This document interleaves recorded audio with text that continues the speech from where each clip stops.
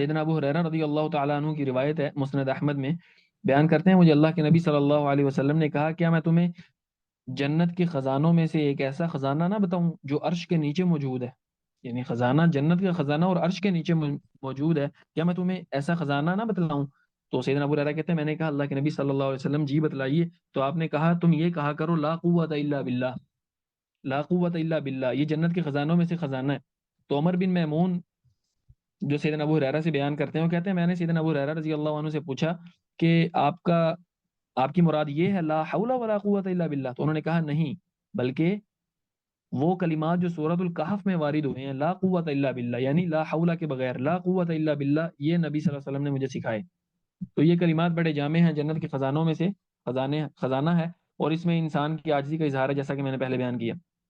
سیدنا انس بن مالک رضی اللہ تعالی عنہ کہتے ہیں، جو شخص اپنا مال دیکھے اور اپنا مال دیکھ کے اس کو اپنے مال پہ تعجب ہونے لگے، یعنی اپنا مال دیکھ کے اس کو اچھا لگے، تو وہ کیا کہے؟ ماشاء اللہ لا قوت الا باللہ۔ اگر وہ شخص اپنا مال دیکھ کے یہ کلمات کہہ لے گا، لم یصب ذلک المال آفۃ ابدا، تو اس شخص کے مال کو کبھی کوئی آفت نہیں پہنچے گی۔ پھر آپ نے یہ آیت تلاوت کی۔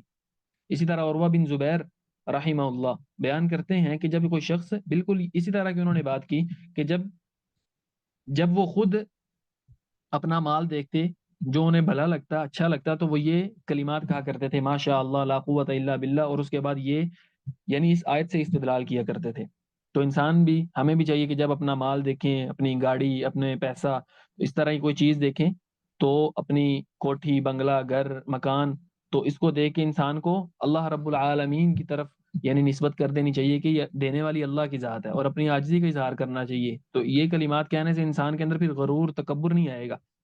جیسا کہ میں نے کہا، شریعت نے جو مختلف مواقع پہ مختلف کلمات بتائے ہیں، وہ صرف زبان سے کہنے کی کلمات نہیں ہے، صرف ایسا نہیں ہے کہ بس زبان سے کہہ دیے تو بس صحیح ہے، بلکہ ان کے معانی پہ انسان کو غور کرنا چاہیے۔ ان کے معانی بڑے دقیق ہوتے ہیں، وہ موقع کی مناسبت کے اعتبار سے بڑے فٹ آتے ہیں۔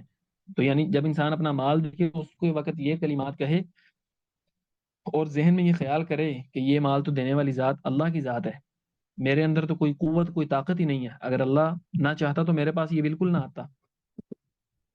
اسی طرح مطرف بن عبداللہ رحمہ اللہ کہتے ہیں کہ امام مالک رحمہ اللہ جب اپنے گھر میں داخل ہوتے تو وہ ماشاء اللہ کہا کرتے تھے۔ تو کہتے ہیں میں نے امام مالک سے کہا، آپ یہ کلمات کیوں کہتے ہیں گھر داخل ہوتے وقت؟ اس کی کیا دلیل ہے؟ تو انہوں نے کہا، کیا تو نے اللہ رب العالمین کا یہ کلام نہیں سنا؟ وَلَوْلَا إِذْ دَخَلْتَ جَنَّتَكَ قُلْتَ مَا شَاءَ اللَّهُ۔ اسی طرح محمد بن شہاب الزہری رحمہ اللہ بہت بڑے امام ہیں،